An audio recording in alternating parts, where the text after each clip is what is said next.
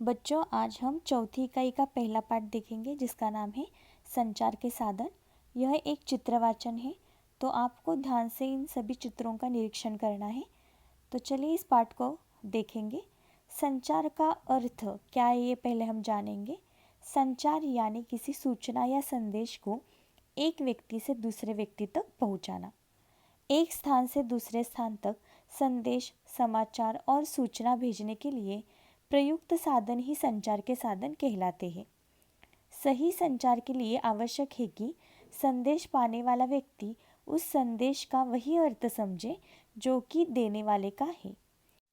यहाँ पर लिखा गया है कि संचार साधनों का देखो जोर, संदेश पहुँचाते चारों ओर। यानी सभी ओर संचार साधनों का बोलबाला है और यह संदेश चारों ओर पहुँचाने का काम करते हैं। तो पहला जो संचार का साधन दिखाई दे रहा है वो कबूतर है। तो प्राचीन काल में संदेश पहुंचाने की सुविधाएं नहीं थी, तब कबूतर ही संदेश वाहक का काम करते थे। संदेश एक चिट्ठी में लिखकर उसे एक नली में रखते और वह नली कबूतरों के पैरों में बांध दी जाती थी और कबूतरों को आवश्यक निर्देश और सूचनाएं भी दी जाती थी। उसके ज़रिए वह संदेश पहुंचाने का काम करते थे। आगे का चित्र है टेलीग्राम। यह संदेश भेजने के लिए तार का प्रयोग किया जाता था।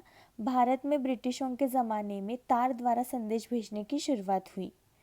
तार द्वारा हम लिखकर तो संदेश भेज सकते थे, लेकिन एक दूसरे से बात नहीं कर सकते थे।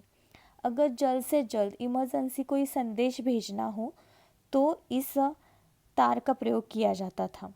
आगे का चित्र है घोड़े की सवारी कर दूतों द्वारा संदेश भेजा जाता था। राजा महाराजाओं के समय में कबूतरों द्वारा संदेश भेजने के साथ ही दूतों का उपयोग भी किया जाता था। इसके लिए उन्हें घोड़ों का प्रबंध करना पड़ता था। उस समय उपयुक्त साधन न होने के कारण इस तरह के संदेश भेजने में महीनों लग जाते थे। आगे के चित्र में डाकिया दिखाई दे रहा है। तो डाक सेवा में डाकिये चिट्ठियाँ पहुँचाने का काम करते हैं।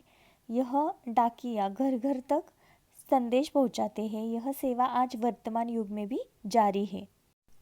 आगे के चित्र में समाचार पत्र दिखाई दे रहा है। समाचार पत्र संदेश पहुंचाने का एक आसान माध्यम हम कह सकते हैं, क्योंकि घर बैठे सभी जानकारी विस्तार से समाचार पत्र लोगों तक पहुंचाता है।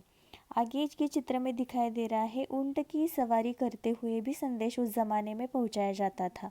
तो इस प्रकार से प्राचीन काल में इन सभी साधनों का इस्तेमाल करके लोगों तक संदेश पहुंचाए जाते थे।